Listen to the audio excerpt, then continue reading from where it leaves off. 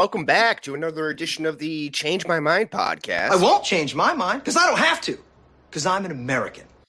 Yes, you are, and I'm Wesley Sykes, and with the other side of the ether is the Madeline Fryer to my Wesley Cyclops. It's Mr. Nicholas J. Fryer, X-Men for Hire. Yeah, you've really gone off with casting the DSG as X-Men characters, huh? Yeah, there's really only like 4 guys whose names kind of lend itself to that sort of thing, but it's you and me, Madeline Fryer, Wesley Cyclops. We had Mac provide his, Magneto. Adocalypse, I thought was pretty good. It is a good one. Yep. Nick Silver. Yeah, that's pretty good one. I think Madeline Fryer is a little bit better, but you're safe. You haven't said my favorite one yet. Goobalee. Yes, perfect. Perfect. Goobalee's pretty good. Yeah, I love that one. There was another one I thought I had in there too, but Sabretooth, but at the same time, yeah. But they've done the Sabretooth Tiger in their Power Rangers. Oh, that's true with the Power Rangers. Yeah. Okay, yeah, that's fair. Okay. Yeah, it's still a good one, but it's just like, but we've traveled there. It's been done before. Yes, exactly. Simpsons already did it. Gotcha here. Speaking of things we've already done, after following our exit survey of X-Men 97 last week, we are doing a character rankings of the most impactful X-Men 97 characters from the series. Where's the sounder? Where is it? There it is. All right. But Nick, you got the intro question this week. Hit me with it. Yeah, well, sticking on the X-Men theme, Wes, if you had to go in public dressed as one of the X-Men characters, who would you pick? That's interesting. And I'm going to say, too, no cop-outs on I'm going to dress in, like, the black leather from the live action movie. Right, yes. We're talking real outfits. It can be any of these characters or, like, comic-accurate outfits. I'll give you that, too. Yeah, well, I think there's a growing trend around high schools of people dressing up as furries. So at least that's what the internet tells me here. So maybe I'll go with Beast, and I'll just like be among the people there. Okay, so you're gonna try and look like a furry and have just the Speedo that he wears. Yeah. But over like I don't know, like what is that? Like a monster costume? Could I be like a bear? Yeah, like a blue grizzly bear. That's basically what it is. Yeah, I think it's a fair way to put it. Yeah. Okay. I didn't see that coming. Although Gambit's, trench coat would be pretty cool too. But again, that can scare some people off too. That would, yes. I think once people see that armor underneath, then they know, okay, it's, we're fine. The knee pads, yeah. Yeah, the knee pads make it all okay.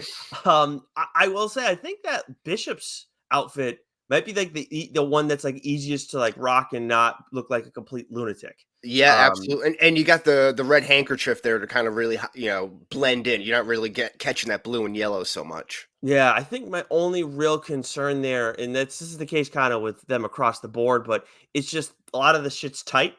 So, if you're feeling good that day, feeling a little bloated, then yeah, you're gonna have to do dehydrate yourself before that. Make sure you're nice and tight there. I'm surprised you didn't want to squeeze into Rogue's spandex suit and show off that juicy ass of yours. No, I think I let it to her. Yeah, no, I'm all set. You're the one that needs to have something juicy so you can show off your calves. That's true. That's a good point there. I guess in a beast costume, I would. I wouldn't really be showing those off or anything off for that matter. So there's a plus or minus to it, You could just be beast up top and then stay the beast that you are down bottom. Oh, and then kind of like is it a centaur or a minotaur at that point? Oh shit. Minotaur. Minotaur, yeah, with the human legs. That's also interesting. Maybe I could get double use out of the costume then. Mm-hmm. Yeah. Dressed up as beast during the day, and then Halloween comes around. Suddenly, I'm a minotaur. Yeah. Yeah. There you go. Boom. All set. Look at that. We just off 2 holidays. We're gonna do an extension of the intro questionnaire because I posed this in the group chat this morning here, and this is somewhat kind of related. This is about Deadpool and Wolverine, which is coming out in July here, but there is a new promotional, I guess, like voiceover that was released from Ryan Reynolds, where he's doing his typical Deadpool thing and kind of winking at the camera and like poking fun at everything that we know. And you should go look at it. I saw it on Culture Crave on Twitter. It's interesting because he's pretty much saying like how dumb the Marvel movies are and how these are completely stripped down of substance and they're all just surface layers, and shoot 'em ups and jokes, and then you're going to stick around at the end for a trailer for another movie, which is going to be a movie that has another trailer at the end for another movie, and it's just all like this like corporatism going on. And then someone quote tweeted it with a quote from Bo Burnham, who my understanding is that a lot of comedians don't really like Deadpool. They feel like Deadpool kind of ruined comedies for a little bit, where it kind of had to be like action comedy. You couldn't really have like a comedy on its own, but nonetheless, he goes, but like Deadpool is so deeply troubling to me because it's like $1 billion corporation winking at the audience, and everyone's just totally cool with it. It's a $200 million movie with a guy being like, here's the trailer for my stupid movie. Watch it, you idiots. And everyone was like, yeah, he gets it. And I'm like, does he? Does Deadpool get it? That makes me look at stuff and go, man, like irony is all that stuff is just toothless. And like, I never really thought about it like that before, but it makes me feel kind of stupid reading that. And I don't like it. You feel stupid reading it? Yeah, I feel like I'm just another one of the guys who are like, give me my content. I need my content. And I'm like, oh no, I don't want to be that. That wasn't I mean, look, I get what they're saying, how like, it's a $1 billion industry or a company that's running Deadpool. But I mean, at the same time, like all comedies that get made, like with movies and stuff like that, they have people behind it. They have like money, big money behind it, don't they? Yeah, but I think it's like the fact, like what he's saying is like, all right, there's all this stupid stuff that's going on here. It's not really like what people would consider like a true art form. It's like the commercialization of the movie industry. So this is I didn't know this, like any of this, like that you're sharing right now. I'm actually kind of it's like Martin Scorsese and all those guys who have spoken out against Marvel movies. It's like I feel like it's kind of along those lines. It 100% is along those lines, but why it's hitting it's surprising me just because I didn't know, but it's also hitting a little differently than the Martin Scorsese stuff, because people are like this in the comics, like the larger comic landscape about Deadpool as well. Like I remember my local comic shop when I was back in Fall River, when I would go to Seacomic for my comics, the guy there was like, oh yeah, no one ever liked Deadpool. Like I hate Deadpool. Like I never. That's interesting. It wasn't until the movies that people like gave a shit about him, but no one ever liked him. And I was like, really? Like I didn't know people like felt that way about him. But like so it's there are definitely people in the industry that's really interesting. Yeah, they feel like he's kind of like he's a hacky kind of character, and just so yeah, it's interesting hearing that now like comedians are doing the same kind of shit with Deadpool. Yeah, I guess time is a flat circle here. Yeah, to me that says more like people just are jealous of the success of Deadpool. That's how I feel about it. It could be. It could definitely be rooted in that. I wouldn't discount that at all. Or just like greater, the success of Marvel or the attention that the spotlight that's put on them all the time, right? Sure. Yeah, because now it's like, oh, now they're pivoting into comedy, like real comedy. Like, oh, fuck off. Like, yeah. Yeah. I got you. All right, so let's pivot into the comic book minute. A superb choice. Yeah, massive week at Marvel. Speaking of them, so Benjamin Percy has been writing Wolverine for a long while, and it looks like his run is going to be coming to an end. And he's been writing the Sabretooth War that's coming to a head with Wolverine issue 50. The whole Krakoa era is coming to an end, so we're getting a lot of different creative teams. I think the guy who's now currently writing Daredevil, and his name escapes me, is going to be taking over Wolverine in this new era. But this is not the last thing that Benjamin Percy's writing with Wolverine. We have Helverine coming out this week. The first issue of that. This is we had a Ghost Rider Wolverine crossover a little while back, and that was a part of both Wolverine and Ghost Rider's like main lines. But this is actually where Wolverine is taken over by the Spirit of Vengeance. This is something that had been done in the past, as I guess people have been clamoring for it to come back. I've seen some of the covers that Ryan Stegman has done, and it's killer. So I can understand why people want it back. So excited to check that one out. And Percy's done such a good job with Wolverine. He's done so much with that character over the past however many years.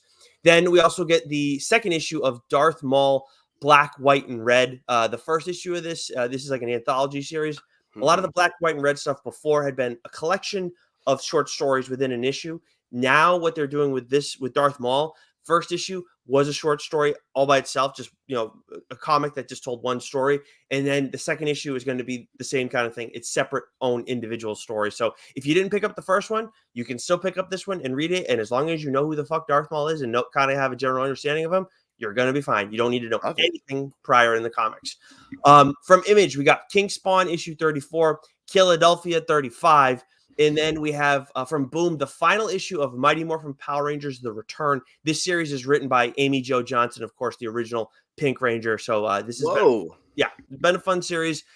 Final issue here. Looking forward to checking it out. As for TLDR this week, we just had an interview with Zach Kaplan, who is the writer of Kill All Immortals, which is basically Succession meets John Wick. We got a chance to chat with him. That comic is going to be coming out in July, but their final order cutoff is in June. So check that out if you guys want to after you're finished listening to Wes and I. We will be doing what's new this week because we may have more planned in the hopper, but nothing in the reserve outside of the Kaplan interview. So that is it for the extended comic book minute this week, Wes. I always like when you give a good little tease for the TLDR program here. We got something brewing here, but just keep your eyes out because it's not fully baked yet. I can never say until it's fully baked because we've jinxed ourselves in the past when that's happened. Sure, yeah, and then you look like a liar to your audience, and nobody likes that. Yeah. And I tried to move away from superstitions in life, but that's one where it's like proven true. It's just like, oh, fuck. Yeah, how often do you think baseball players end up having like a OCD outside of the line? So like they're doing 1, 2, 3 on the light switches and all the door handles and the locks and everything, just because it feels right. I would imagine pitchers are probably more susceptible to that than anyone else on the team. It's definitely. I wouldn't be stunned if that was the case, because I'll tell you what, I thought I had overcome a lot of the superstitions that I had, just just the general like approach to that when I met my wife, and I told her, I'm not really I think I told her I'm not really superstitious, and then she's just a little stitious. Over time, she was like, "Are you like not too long?" I should say. She's like, wait a minute. You remember when you said you weren't superstitious? Like, this is total nonsense. Well, give me a for instance here. What do you do? Oh man, what do I? Shit, Wes. I don't have one off the top of my head other than this jinxing our interviews. Sorry, I should have come better prepared to show and tell. No. Well, let it percolate in the back of your mind here while we go through our character rankings, and then maybe if it comes up for the Discharge Depot, maybe you share it then. Yeah. Let's see if I can get her to help me out a little bit. But yes, what do we got our we got the X-Men character rankings. Yes, our most impactful X-Men character rankings from the series X-Men 97. Really getting a lot of play out of that sounder there. I really can't overplay it, in my opinion. But this is for those who haven't watched it or are in the know. This is a Disney Plus Marvel collaboration. And just before we get into some of the character rankings, viewership numbers on streaming platforms are kind of like a mystery. Like, you don't really know that they exist somehow, but to what degree, how much time spent watching them, what's a view over a watch, and how you define those things. But Deadline came out with an article that said the viewership numbers, they garnered 4 million collective views across the first 2 episodes in the first 5 days of the platform. So pretty good. That's kind of like worded weird. 4 million collective views across the first 2 episodes in the first 5 days of the platform. So if I were to understand that right, that would be like an average of 2 million an episode in the first 5 days. That's how I interpret it. Each. Yep, that's how I interpreted it. It goes on to say that Disney said that viewership was growing consistently over episodes 6 through 9, with episode 10 receiving 3.5 million viewers, which is once again, kind of a word salad here. The most views of a full-length animation series finale since season 1 of What If. And my question to you is that good? Yeah, I don't know. This is I think for Marvel, for them, like it is good because it's like it shows like where they messed up before. We've talked about with What If, where it's like it's solid, but it's not like, well, I know you like it was the end of your podcast. It killed the podcast. Yeah. It killed the DSG podcast, but like it's where it could have been done a lot better, and it lost a lot of people. And then you have season 2, and I know they're coming back with a season 3 to show that to have this go and get to that peak. I think is good for this show, especially again, like this is a show that came in where people were expecting it to like. Some people were expecting to be bad. Some people like it's like, oh, how can you bring it back and reach that same level? All this shit, right? So I do think in that one little vacuum, I think it's good. But at the same time, from the larger scale, like I think for Disney, it's not great. Yeah, because we were just talking before we started recording, and it's like maybe I was just so consumed in my echo chamber, our echo chamber of everyone around us who, excuse me, loved every minute of X-Men 97 and we're waiting to talk about it in the group chat about, and didn't want to spoil anything for everyone. And then I think so I just assumed that was the case. And the public reception of it was so high too. It was getting rave reviews, which I don't think Marvel's What If at any point kind of got the same media critic attention that X-Men 97 has. And then again, I think of like the word salad that they do in this. They kind of dance around it. The most views of a full-length animation series finale since season 1 of What If, which leads me to believe that it didn't have more viewers in season 1 series finale of What If, because then they would have just said ever.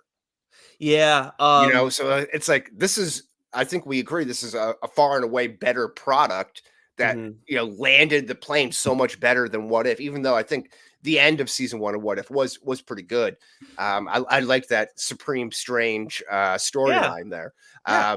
But nevertheless, it's just surprising to me because that's also taking into consideration the Star Wars animated shows that have come out.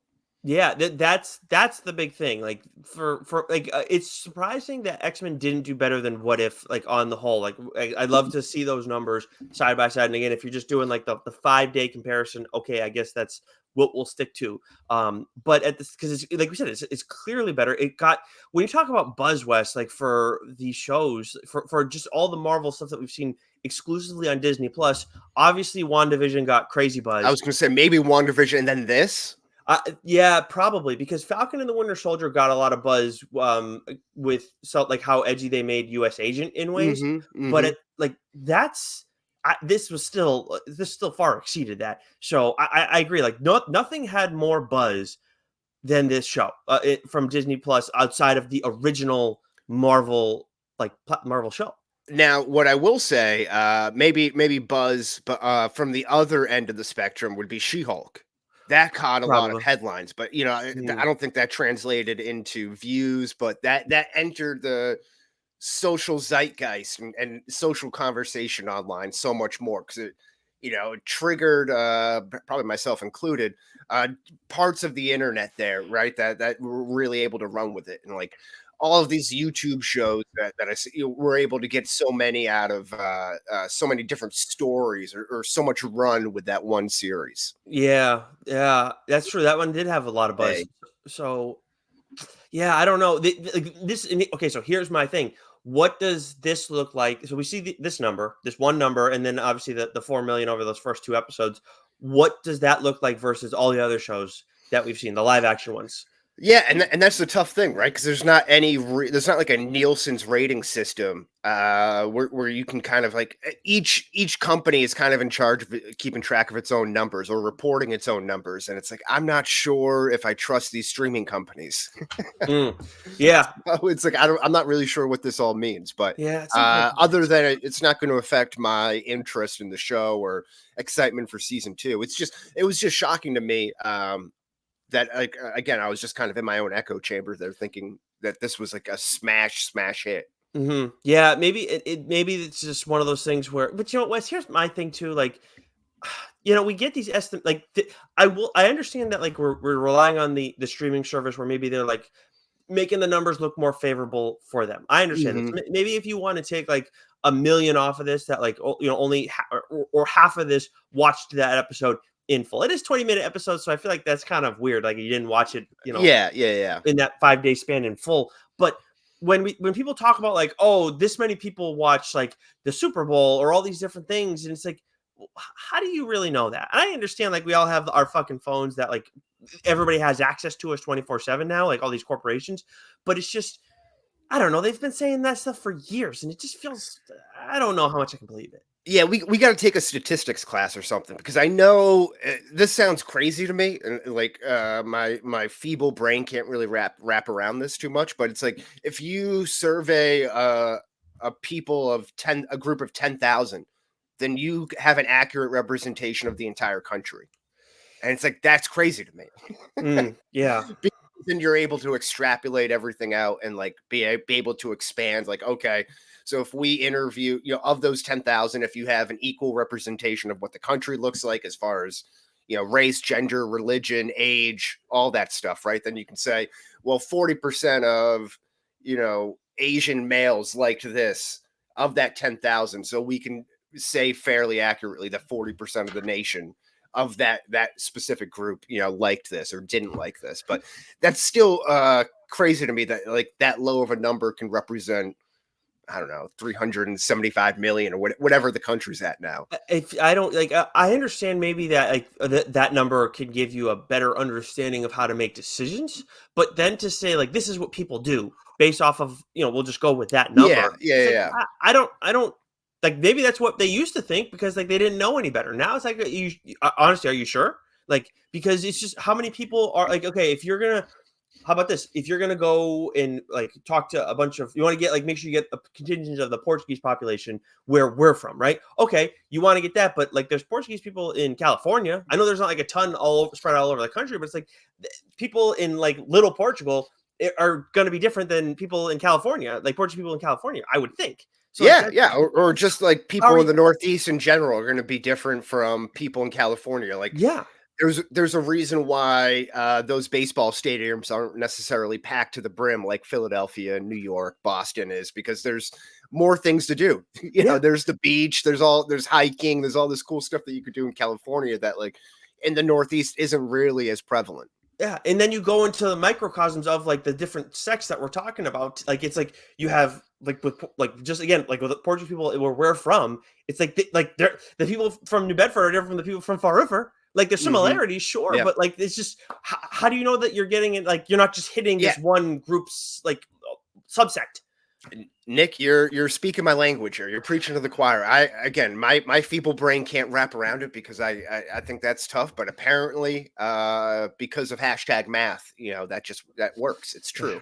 Yeah, that's, and math is not this program's specialty. That's for sure. No, it's not. No, it's not. We leave that to everyone else. Yep. But okay, so if you do want to go back and listen to our last episode of our exit survey of X-Men 97, please go back and do it. But just for a quick recap, Nick gave it a 99. I gave it a 98. That's a 98.5 CMM aggregate score here. So we really like this. So I think it's safe to say that a lot of these characters we really like. I think it even to say like the characters that didn't make the list, we still enjoy, but there's just we got to have a pecking order to everything. Yeah, this is we haven't double checked it, but we're fairly certain this is our highest rated item that we've like ever like highest grade that we've ever given anything. I think so. I think it's safe to say too, because like we said last week, it's before we really had our grading, our a really intricate grading system down. Yeah. Yes. Now I feel like we got a good handle of that 1 to 100 scale. Yes. But when it comes to what we're doing today, the most impactful X-Men characters most impactful characters in X-Men 97, we did end up keeping it strictly to mutants. Wes and I voted on 19 characters that seemed to pretty much like have like a significant, like a somewhat significant impact on the show, at least in terms of how much they were on. We can at some point run through what all the 19 characters were, but we're just going to go through our top 10. Maybe we'll get into honorable mention in some capacity as well. But we want to make sure that we hammer home our 10 and get into why we picked those characters. Yes, absolutely. I can start with the evens. You want to do the odds? Yes, yeah. Oddly enough, we're not starting with a mutant character, so like, Yeah. Well, I guess he's not really a mutant. That's a good point, right? No? yeah. He's even like he comes across as one because of. Go ahead. Well, we have number 10. Maybe I'll get a nice little history lesson here too. This will be good. Number 10 is Mr. Sinister, and this is an even 10 across the board. He was number 10 on my list. He was number 10 on Nick's list.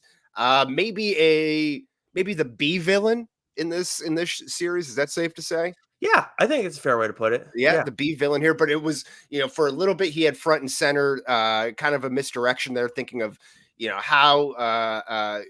how much of a role Mr. Sinister was playing. Of course, he's tied to the Summer family and getting a Cable, his techno organic virus. Is that what that's called? Yeah, he I'm got that proud of after. myself there. That's Yep. pretty good. Yeah, good job. Yeah. So no, yeah, Mr. Sinister, I think for me was an easy like 10 spot because the other thing with him too is he's doing stuff behind the scenes. Like we see him in the Madeline Pryor stuff, as you mentioned, and then we see him pop up with Trask. Then we're led to believe he's the big bad. Obviously, he, like you said, he is the B villain, but still to be that number two, and then obviously a character that we are so familiar with. I do think incorporating him was really important for the general people to like accepting Bastion, because while he did appear in the comics, he's a character that the most people who like the X-Men don't know who Bastion is. So Yeah, you recognize Mr. Sinister way, way more. so he was an important character to have. So like this is actually this might be the only, we only have what, 3 characters that we were in complete lockstep on, and he is one of them. Who I know the our top one there. Oh yeah, okay, we'll get Yeah. to that as well. Yep, yep. But yes, absolutely. for those kind who of don't, related too, actually interesting. yes, but for those who don't know, like Mr. Sinister is like not a mutant, but he's like a scientist who's been able to gain powers over time, and they did a lot with him in the Krakoa era. Kieran Gillen was the writer for a lot of stuff that was related to Mr. Sinister, and he's always trying to gain as much power as he can and create what he can for his own benefit. So he's just a really powerful human. Maybe this is like a nitpick here. One person who did not make our list was in the bottom was Morph, but he's obviously closely tied to Mr. Sinister through the events of X-Men the Animated Series. Were you surprised, or did you want a little bit more of a recognizing that sort of relationship between Sinister and Morph? No, I mean, Maybe a callback, because I know they do like a wink and a nod for a few things, or like a quick reference, but like maybe expand it a little bit out and give Morph like a half episode like they did Jubilee there, to kind of like see what he's been dealing with post that. I think that's honestly fair. Like as you're like how he's dealing with it, because we really just did get that one like 15-second fleeting moment. Mm-hmm. I think that was done more so to like build up Sinister as the guy who's creating problems. So maybe if like what happened with Cable, I think if they had done that with Morph, that would have been an interesting move. I think that would have been enough for me. That would have been Okay. the only thing. All right. Interesting here. Fair Okay. Who do question. we got at number 9? Number 9, who you had ranked at number 9, I Yeah. actually had ranked just off of my top 10 at number 11, and that is I can see that. Monroe Storm. And look, Storm obviously has her own episodes. I think she does a good job in general. Her own episodes weren't necessarily our favorite. And I think, and you look at, I think IGN did like an episode breakdown, and I think those were some of their lower grades as well. Not that they always get stuff right, but just as a reference point. But at the same time, that's not a knock on Storm. But when we're talking about people that are most impactful, she also did get removed from the mix for a little bit. So that's kind of where she had fallen off of my top 10, but was again right on the fringes. Well, yeah. So when I think about her storyline, I think it's really interesting. I'm not sure. Again, those were like our 2 least favorite episodes. Maybe because of how they were split up, like we are just saying, with Jubilee and Storm, and then what was the other one? It was Life Death Part 2, but a big part of that was also Professor X in space, right? So it's like some of the things that adjoined that episode, like people may not have liked, whether it was for me with the Professor X in space, Definitely. or I know I think Mac didn't care for the Jubilee episode, the Motendo one. So it's like some of it's kind of being anchored down by things that's like outside of her control.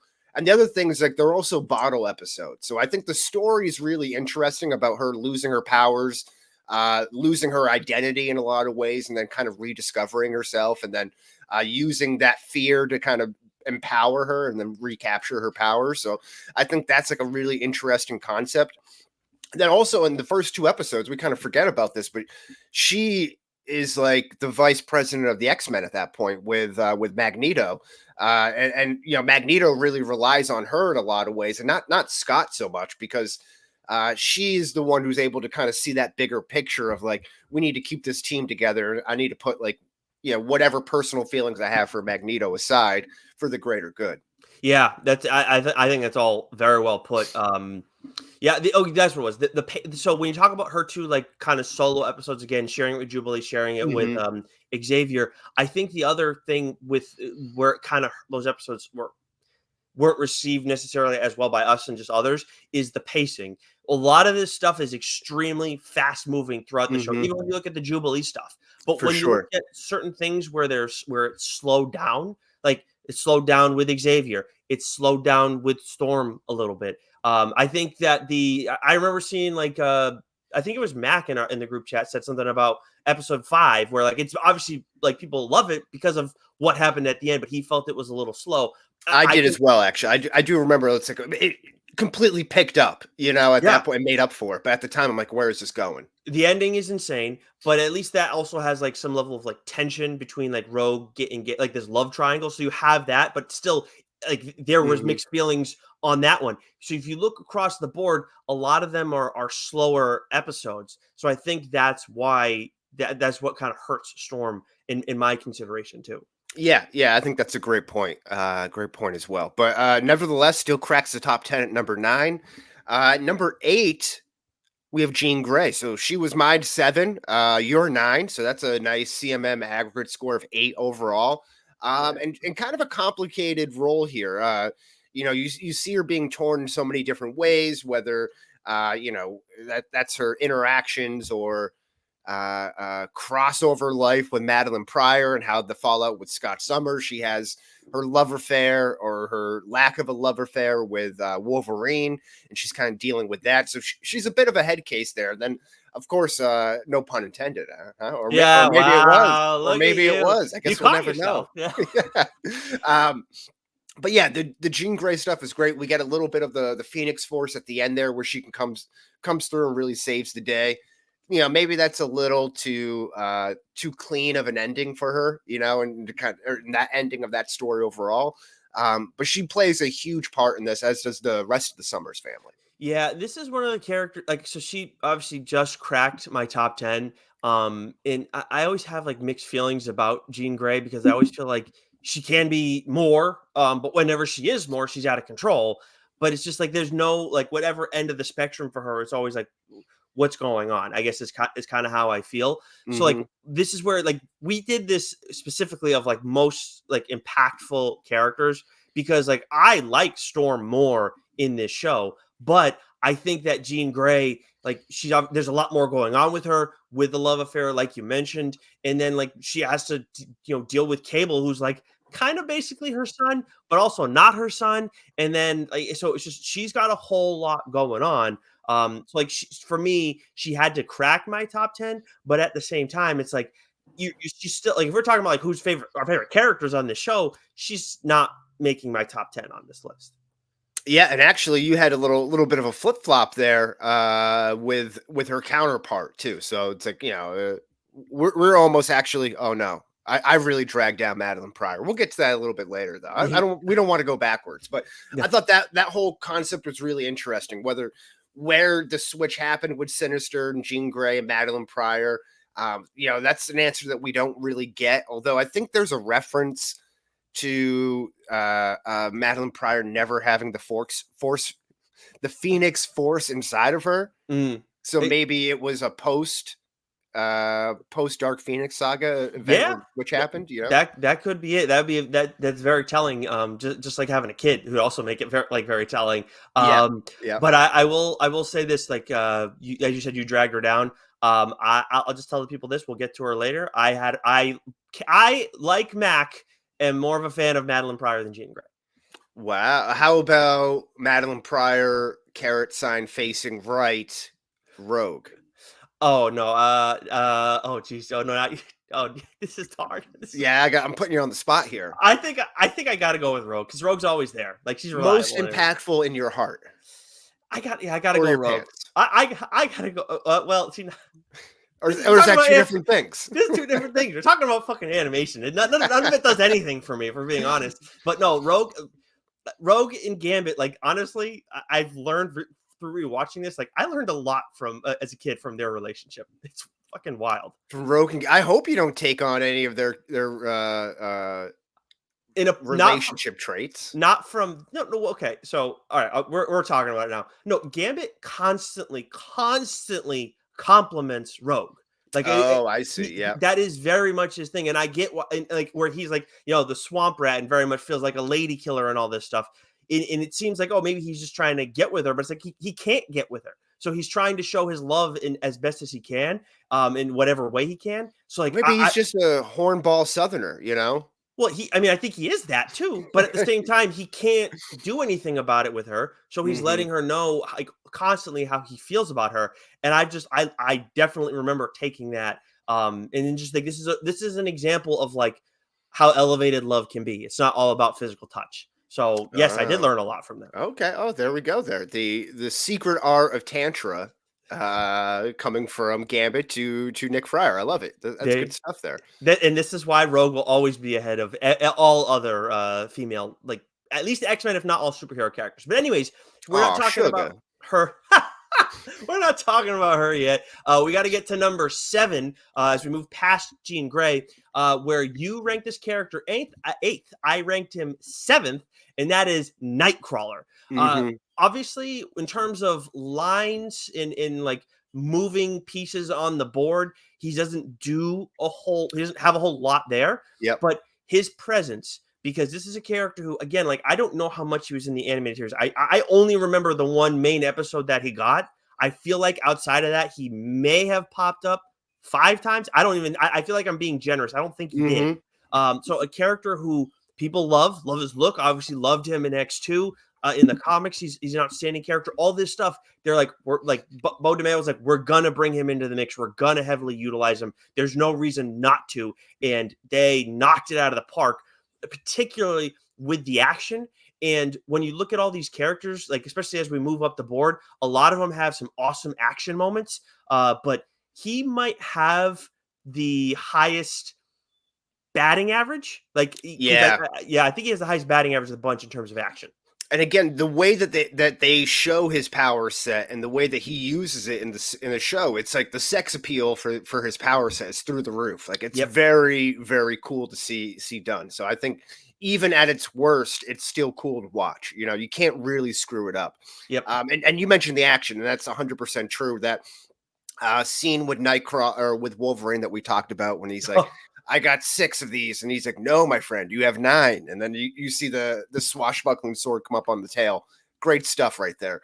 But maybe his best moment was the gambling inspired eulogy for Gambit. Oh, that's right. I forgot about that completely. Such a religious man, he's a great Googleizer, and he delivers at that point there. I mean, it's great with the all the references to gambling and all the mentions of that and how it ties into his life. And it was very well done. That a freak gasoline fight accident. I'm not an ampy turner. Sorry. Anyways, yes, no, but that was this is so like Nightcrawler. Obviously, we're like 1 point off, so we have him in the same ballpark.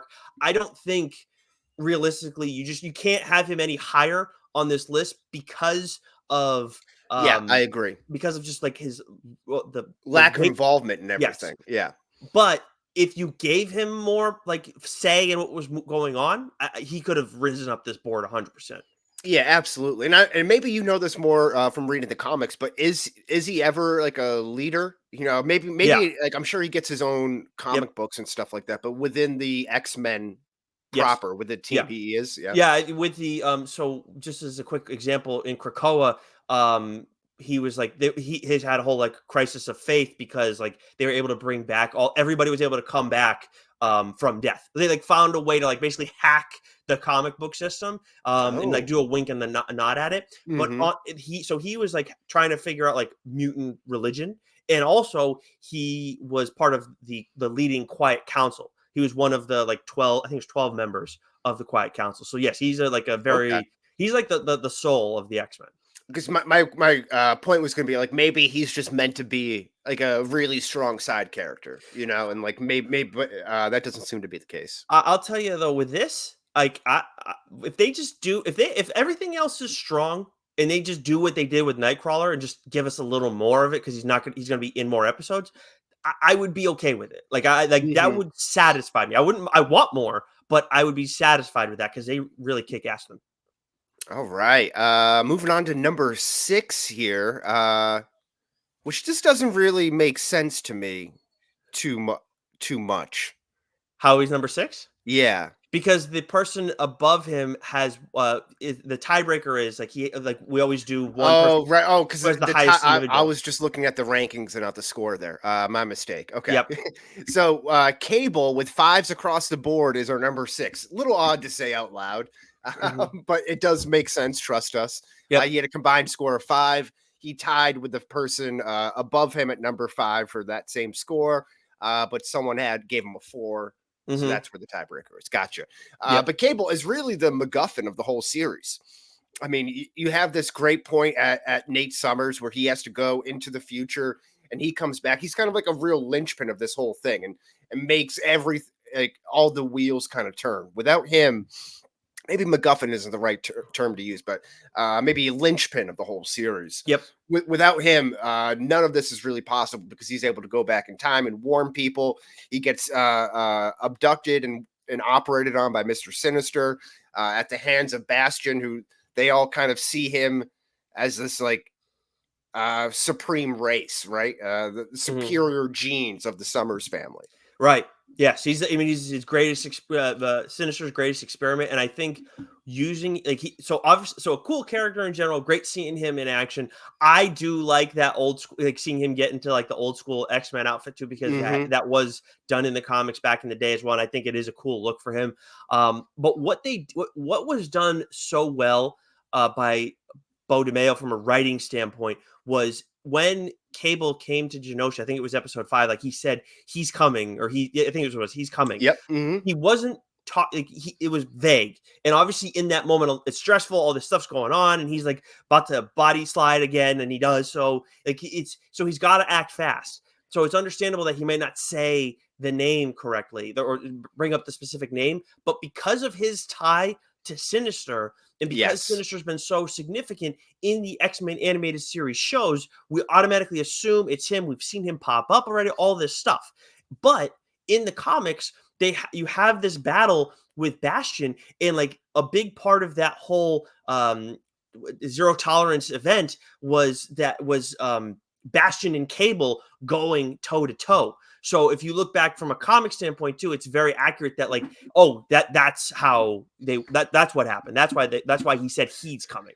It's a great okie doke, right? Because you don't really see it coming. And like Bo DeMeo pointed out on Twitter, Bastion was visible in literally every episode. That you could have spotted him there. So it was Bastion all along, and he was kind of always lurking around there.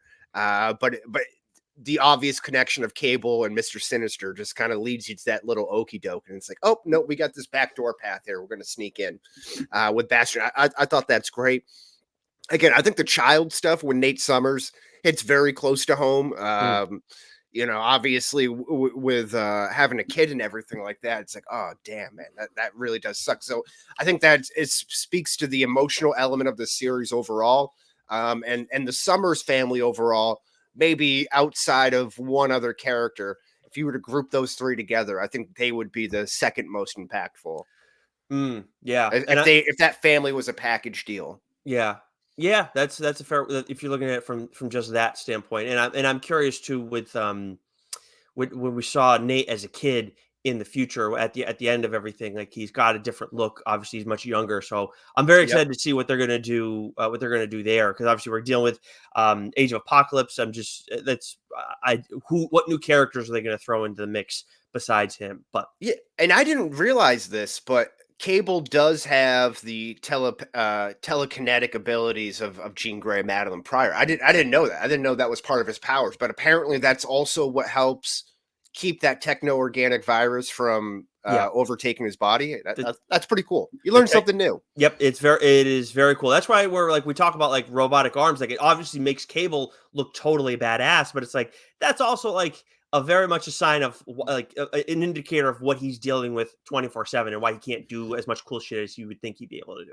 So I guess I never really asked this question, but that's his mutant power. So I always just assumed it was time travel. No, time travel. But that's just like something that he's able to do because he lives so far in the future. Gotcha. Yeah, exactly. Same kind of deal as Bishop, but his mutant, Cable's like a character who you never really see, like you see him use his mutant power once in a blue moon, but you never really get to see it happen because of that one issue. So he like looks cool, and I think that's kind of what makes him such a cool character in some ways. Like he's always held back. He can't really be what he's meant to be.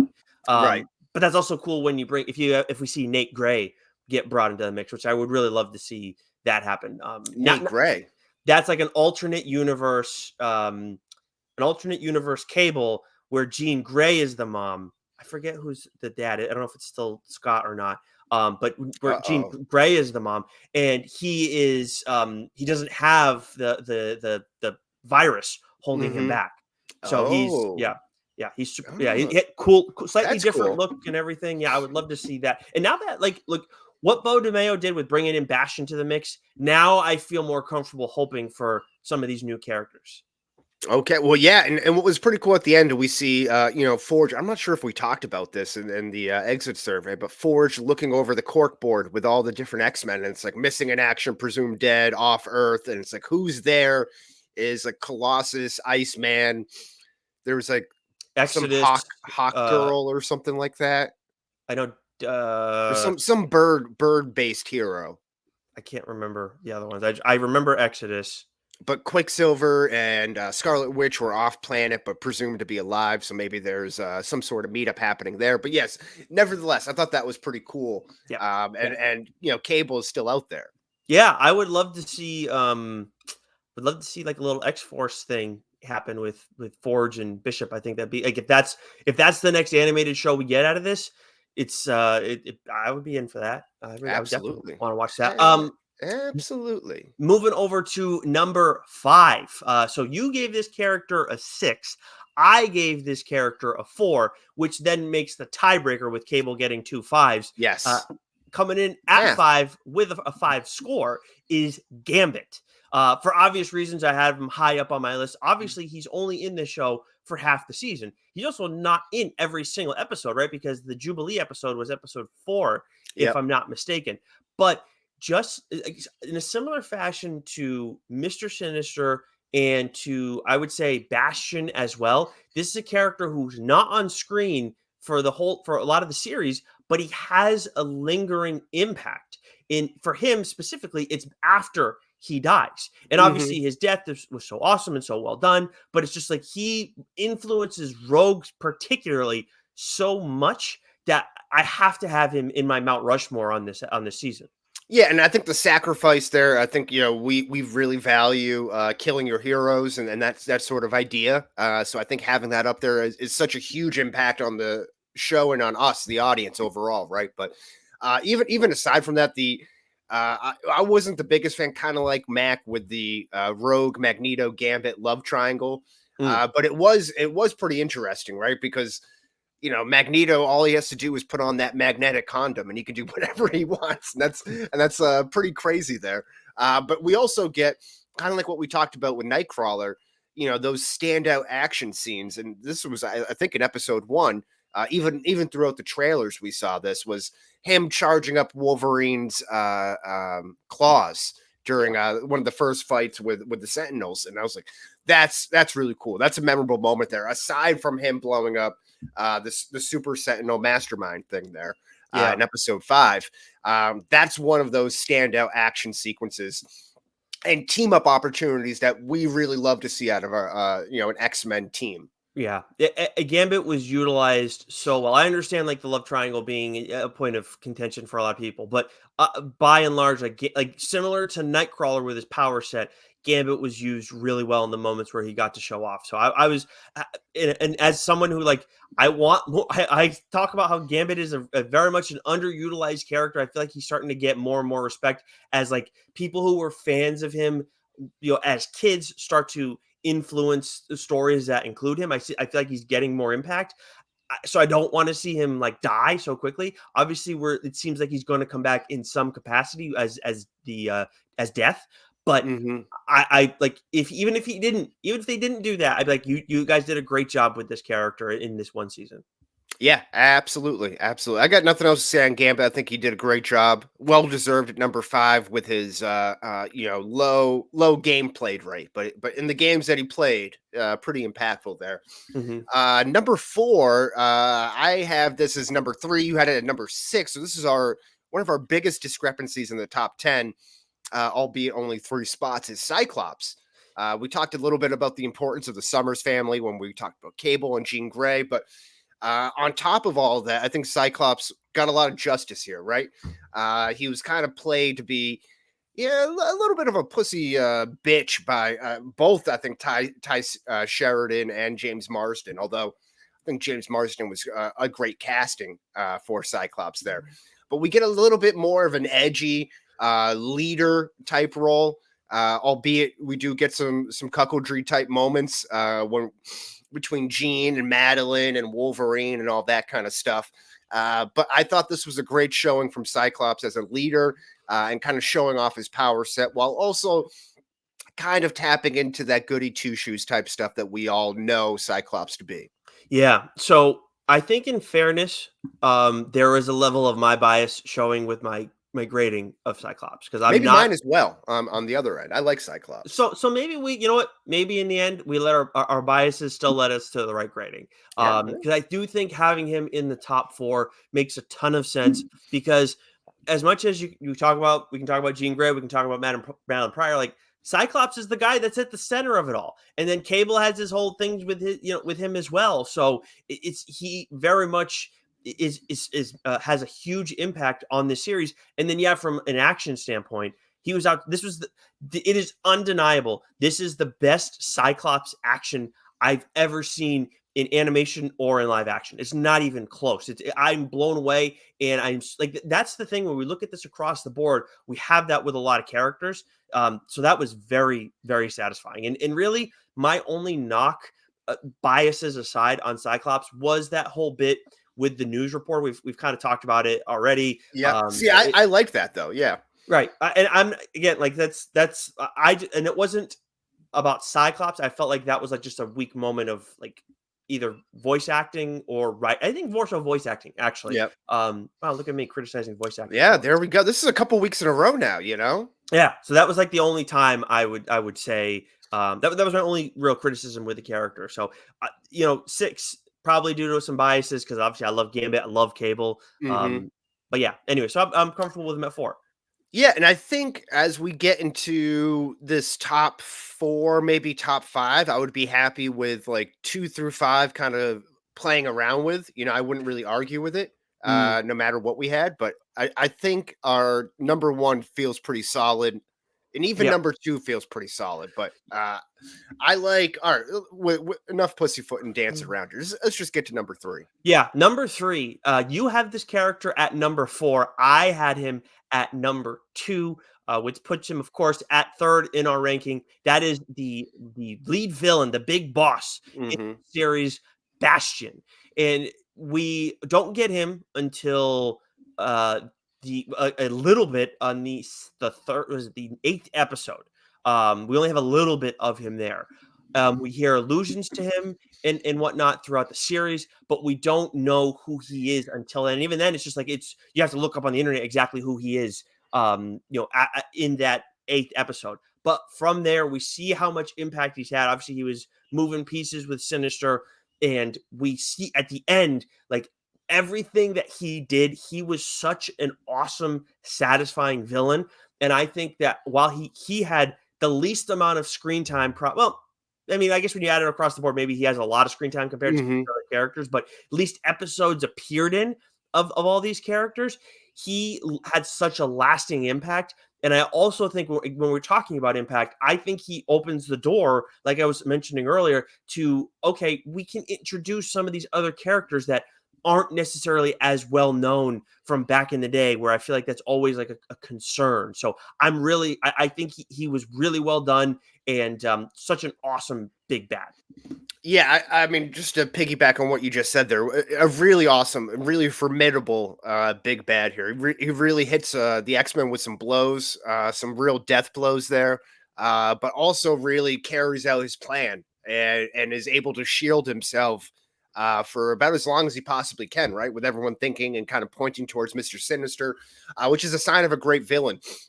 And I think I was just thinking about it while you were talking. There, he kind of reminds me of a combination of two other really good villains in the High Evolutionary and Ultron, and it's almost like a combination of those two. Where Ultron, maybe just for this one moment of like upgrading as quickly as he did. I think about that in Age of Ultron, where he's like kind of sheds his suit in front of Black Widow, right, and he gets that new upgrade there, and he's like really buffed out and puffy.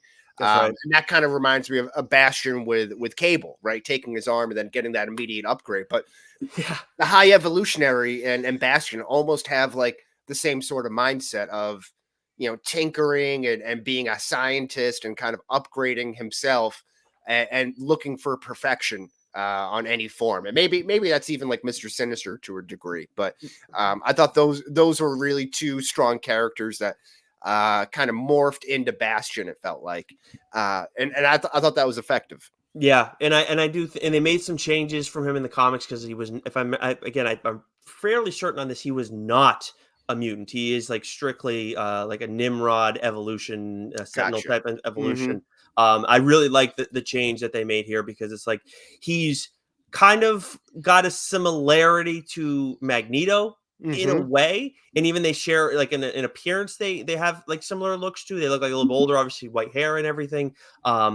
It's like an interesting like kind of twist, where it's like he's like him, but he's more maniacal and more behind the scenes, and now he's come to the forefront, but there's also like a level of like fuck everybody. So it's an interesting kind of spin where he's similar there as well. I like it. Great villain. Great villain there. Yep. Number two, my number two, surprisingly, your number three for just edging out Bastion with a 2.5 score. Rogue here. So very powerful. I think we see her probably at her peak. This is probably might be the most powerful that we've seen Rogue. I can't recall all of the episodes in the animated series, but she has a pretty strong showing here for her power set, which is way more on display than the live action movies that we ever got with Anna Paquin there. That's for sure. But also really interesting with how she's tied into, again, not my favorite thing, but the love triangle with Magneto and Cable, or Gambit rather, and dealing with the fallout from Genosha, potentially losing both, but not really, and then that anger fueling her to team up with Magneto at the end, and then ultimately coming back. So she has a lot of different highs and lows in there. And then, of course, her interactions with Captain America, I just loved. I'm a little bit of a sucker for that. Yeah. So, this is what we saw from Rogue in this series. Obviously, she had to deal with the death of Gambit, so that did elevate her in a way. But like in terms of how much she utilized her powers. But what we saw from her from an action standpoint is why, like, it's not Anna Paquin's fault. She didn't write the character, but why Rogue was such a what's going on with that character when you look back at the original X-Men live action movies. I still love them. They still have a soft spot in my heart, but that's a big knock when you see what she's capable of. And I get the Captain Marvel legal issue stuff, but I just feel like you could have tried to figure out something different. But anyways, enough about the live action nonsense. But Rogue in this series, yes, I put her at 3. I think that this is a spot where maybe I didn't let my bias take over, because I was like, he's the big bad and he delivered, and that's such a tough spot to deliver, and that's just we talk about that all the time, where it's especially if you get a mirror match kind of thing and it's just not well done. Right. But with Rogue, she's outstanding throughout the course of the series. Obviously, she puts Gambit through the ringer, which some of the stuff I didn't appreciate. But I get it at the same time. So that was all there. But when the way she responds to Remy's death, not just the "I can't feel you," which was an amazing like punctuation mark on that episode. She just goes nuts, and like you said, the Captain America stuff, but taking out the base and everything, and I just loved seeing like unhinged Rogue to the point where she's like, "No, I'm siding with Magneto on this one. Like this is some fucking bullshit." So I thought she was outstanding, like the best, like of the main X-Men character. Like she did the best job. I couldn't agree more. And she was also in a big spot, maybe not as big as Bastion or number one, but she did have a huge role there. And I think, that's even displayed by, we look back at our backdrops here, and she's front and center, right? If Yep. I'm looking, like, she's right in the Yep. middle there, Yeah, absolutely. And So I think that's done with intent as well. Another moment too that kind of it's I think this was I forget if this was 7 or 8. Either way, she and maybe I was wrong before about Bastion. Maybe we saw him at the end of 7. Anyways, I get confused with all this stuff. We don't have the notes Yeah, it's forgivable. When she drops Trask, that was like, that was what a moment for Rogue. Like and it was in front of the other X-Men too, which I think carries a little bit more. It's not just like her blowing up a base on her own, blowing off steam. It's like, all right, this is where I'm at right now. I don't care what my teammates think of me. Yeah, and I like going into next season, like it's like, oh, they're all like they're fractured off and all this different stuff, but it's like, are people gonna remember? Like, are the characters gonna remember? Like, you gotta remember, Rogue's got like an extra edge to her that we gotta just keep in mind. Yeah, she's not all Southern Belle. She's got a little bit of sass to her there. All right, so before we get to our number one option, here's a few honorable mentions from 15 through 11. Number 15, we have Professor X. He was my lowest rated character. Nick's 12th lowest rated for an average score of 15.5. And then Beast, who was my 11th, just outside of my top 10, and your 17th for an aggregate score of 14. Anything you want to add about those two characters? Just that we were both far. We had like 5 characters where we were really far apart on a list of 19. Yeah. So I was really happy, like that we were how we were in lockstep. Not that we need to be, but like for how much we loved the show, it was good to see. I appreciated seeing that. But on these two characters, like you also like Beast a little bit more. I don't like Professor Xavier that much. So like part of me wanted to give him a 19, but it's also like he's still there and they care and he came back and he's like him and Magneto. So it's like, I feel like I had to at least put him just outside the top. Yeah, no, I hear it. He's such an intricate part of the team, right? It's tough to make him there, but I think that he's so intricate that him not being there and faking his own death is kind of unforgivable. And hanging out with the bird space lady, like we can't be doing that. Love Beast there. But at number 13, we have Jubilee, who was my 13th and your 14th. That's a 13.5 aggregate score. And then Wolverine outside the top 10 at my 12, your 13 for 12.5. And again, just not really not really used a whole lot, which I think we both said in the last episode, completely fine with. But if you're not one of the key players, it's tough to crack the top 10 in this. Yeah, he had a couple of cool moments. I think Jubilee, if you had told me coming into this season that I would have like had her on this list of 20, like she would be as high as she was for either of us, I would have said, really? You sure that's going to happen? So I'm like, she had a solid season. But Wolverine, yeah, while he's a little bit like, honestly, we probably could have flip-flopped the two of them from a grading standpoint. But like Wolverine had like a couple small moments, but that's the thing, like all his impact was like that he's there. That's pretty much. Yeah, exactly. And then number 11, just missing the top 10. Again, probably my fault. This is our biggest discrepancy, I believe. Is Madeline Pryor, my 16, your 8 for an aggregate score of 12. And it's nothing really personal. I just had no idea of this storyline. And it worked out fine, but we don't really see her the rest of the way out. I think she dies in Genosha, right? That's she does. That's where at least it led to believe. It seems like it's pretty definitive. But yes, so I had her at 8. I like her more than Jean Grey. I think she's a more interesting character. I also think that she like had a lasting impact, not to the same level as Gambit did on Rogue, but Cable talked about her a lot. Like she was not like she was brought up quite a bit throughout it all. And then I think when she had her moments, she really like caught people's attention. Like we look at the back end where Bastion kicked ass, and obviously he was the big bad. It was huge, it was important and everything. And then Madeline Pryor, while she wasn't the big bad, she was like a problem for a second, and then created like a love triangle that was I think interested people a little bit more, or at least didn't rub people the wrong way.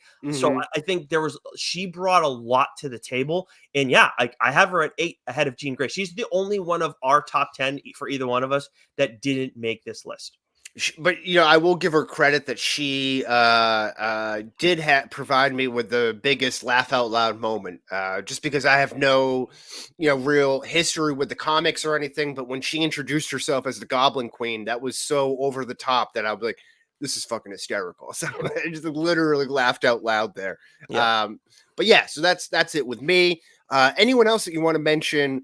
And that bottom 4, 16 through 19, before we get to our number 1. The only thing I'll say is that Bishop is the one character who, like, I really wish that we could have put him higher. I would have loved to see more of him, but it's just Yeah. like I It looks like we might, though, in the future. I think you're absolutely right. I saw an edit where someone like did the X-Men intro and but did it where it's every character who had an intro bit, like, and it's all together. So like Ah. Bishop, I forgot Bishop had one, and it was Mhm. like, God, man, like I get it. Like, don't again. It was a great season. I gave it a 99. You gave it a 98. Like, we are very happy with what we got, but it's like there's still more that could have been done. And that's the great thing about this, right? There's still so much, like they're barely scratching the surface on what they can do here, right? So Yes. definitely looking forward to that as we move forward. And moving forward, our number 1, Nick, you are the odds man out here. So hit Yes. us with number 1. You had him at 1. I had him at 1. This is, again, one of 3 characters we were in complete lockstep on. The first was Mr. Sinister. The next was Cable at 10 and then 5, respectively. At number 1, we have Magneto. Yeah, I don't think anybody can deny he was the straw that stirs the drink throughout the entirety of this season. Yes, other Hmm. people came in and made moves. Obviously, Bastion. We mentioned Mr. Sinister and Madeline Pryor. But by and large, Magneto was at the center of it all. And even when he wasn't at the center of it for like a moment, he was still in the back of our minds because he is now running the X-Men. He is conflicted. He is trying to deal with what Charles wanted because Charles is dead and what he believes is right and everything he's dealt with in his past. And then what's being put in front of him and all. So it's just, he's got so much going on, so much inner conflict, exterior conflict. And then when you talk about like power moments, he might have we haven't talked about like what's the coolest use of power.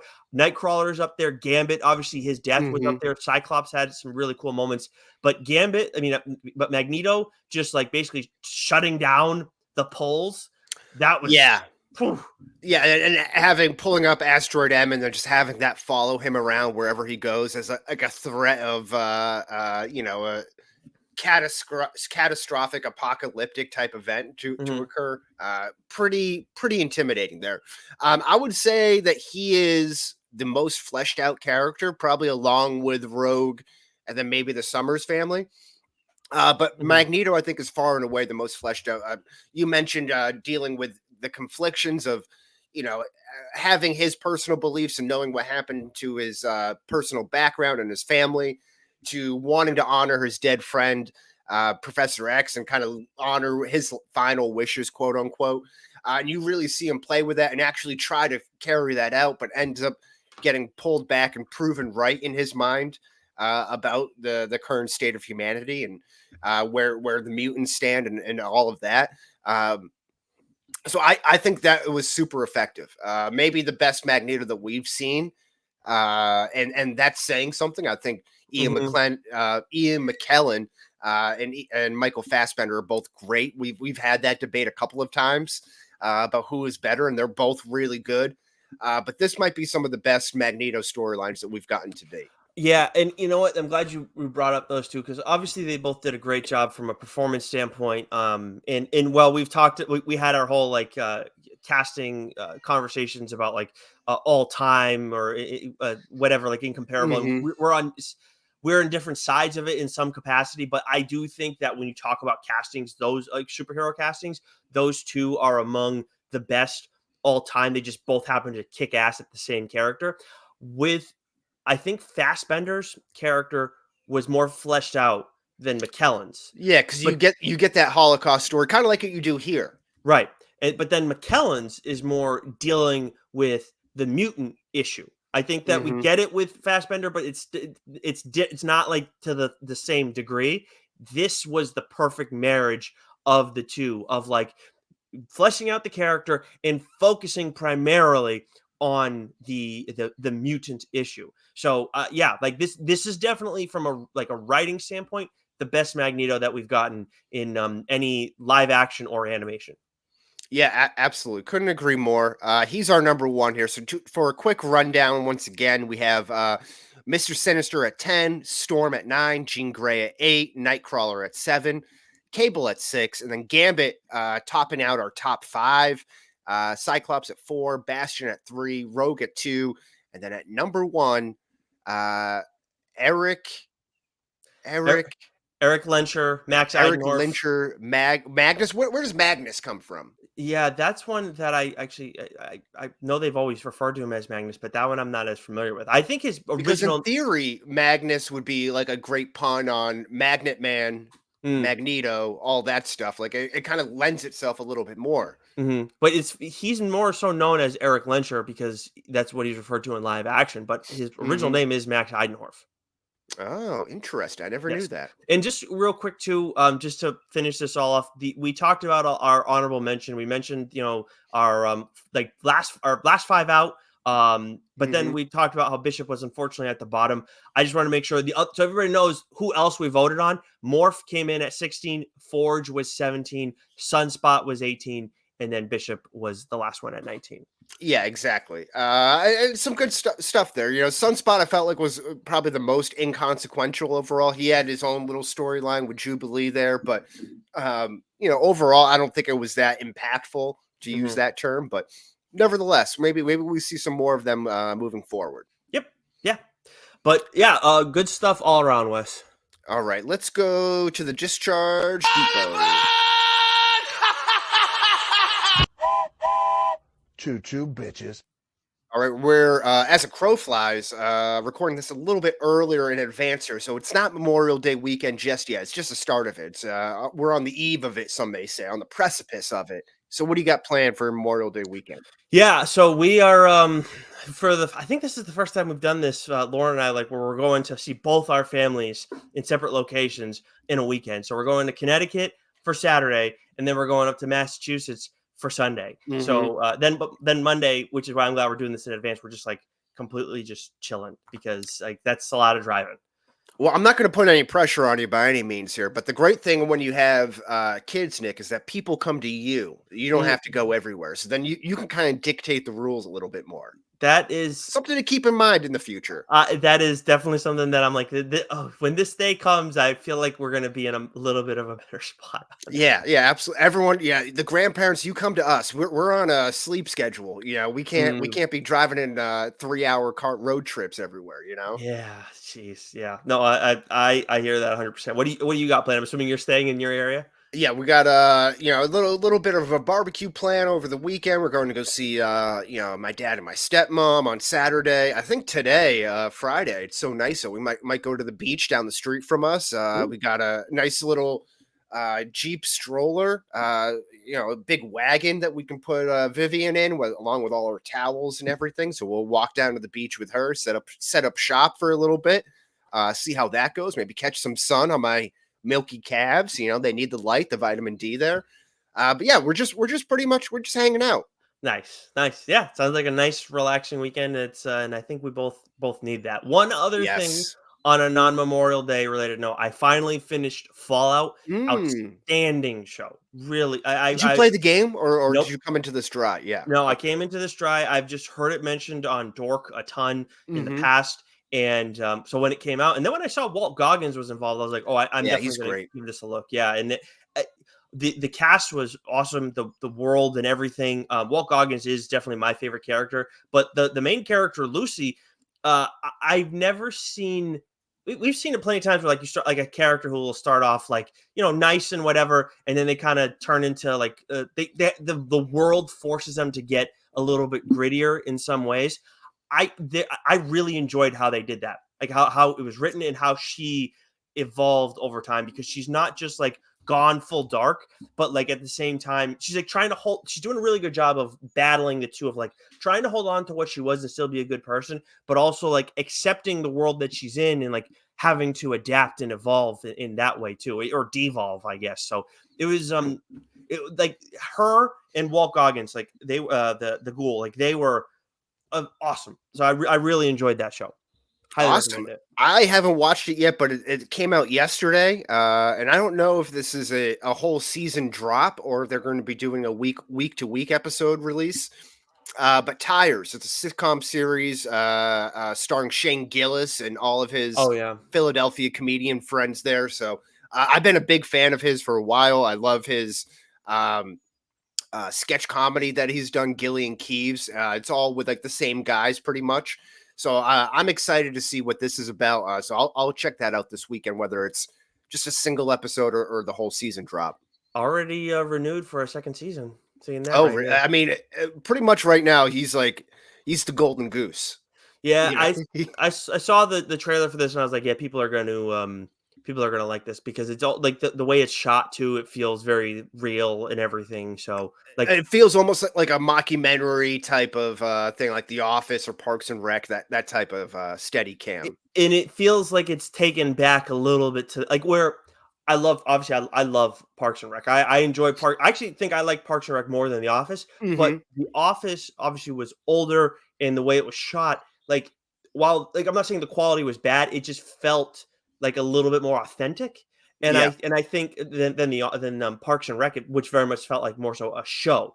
I yeah, feel like yeah. I know what you watching mean. at least the trailer of this, it feels more akin to The Office from like how it's shot standpoint. I can see that. I could definitely We'll see see. that there.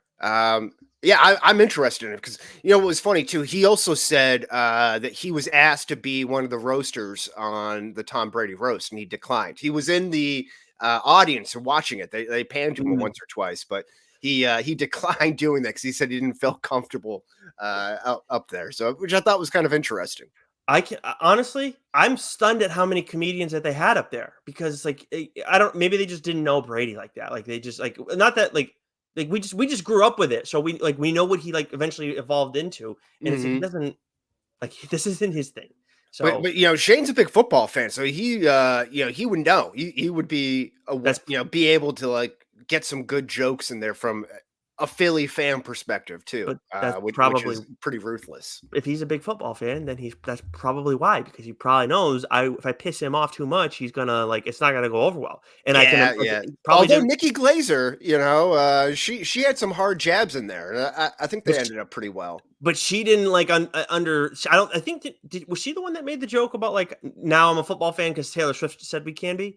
Was that her that said that? Oh, I don't know. Maybe, I don't remember that joke actually, to be So, honest with you. someone said that, but like like if she's not maybe I saw that in an interview afterwards. I don't know, but I don't think she was. I thought I got the impression that she wasn't as big of a football fan as like maybe some of the other people up there. So That maybe wouldn't that's why. surprise me. Yeah. So maybe that's why. Like ignorance is bliss.